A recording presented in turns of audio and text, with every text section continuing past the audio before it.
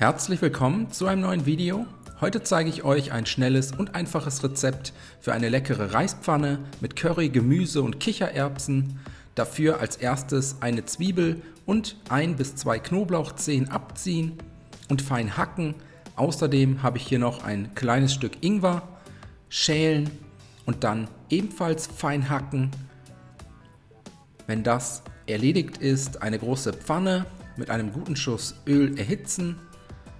Dann kommen Zwiebeln, Knoblauch und Ingwer in die Pfanne und für 2 bis 3 Minuten bei mittlerer Hitze und gelegentlichem Wenden glasig darin anschwitzen.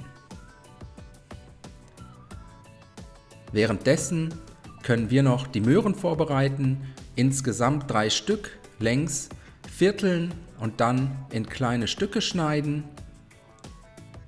Cooper bekommt natürlich auch eine Möhre ab. Danach die vorbereiteten Möhren mit in die Pfanne geben, außerdem 150 Gramm Basmati-Reis dazugeben, einen gehäuften Teelöffel Currypulver und zum Schluss geben wir noch einen Teelöffel Sambal Oelek dazu. Anschließend alles einmal gut umrühren, Gewürze und Reis kurz mit anrösten und jetzt kommen die flüssigen Zutaten dazu. 400 Milliliter Kokosmilch, etwa 200 Milliliter Wasser und eine gute Prise Salz. Das Ganze nochmals umrühren, zum Kochen bringen und bei niedriger bis mittlerer Hitze für etwa 10 bis 12 Minuten sanft köcheln lassen, gelegentlich immer mal wieder umrühren und so lange weiter köcheln lassen, bis der Reis gar ist und die Flüssigkeit nahezu komplett aufgesogen hat.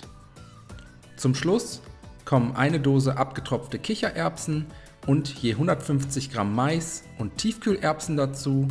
Ein letztes Mal gut umrühren, Gemüse und Kichererbsen kurz erhitzen, alles mit Salz und Pfeffer abschmecken und danach sind wir damit fertig. Die Reispfanne mit Gemüse und Kichererbsen auf tiefen Tellern verteilen und dann wünsche ich euch einen guten Appetit. Ich hoffe, euch hat das Video gefallen. Viel Spaß beim Nachkochen. Bis zum nächsten Mal.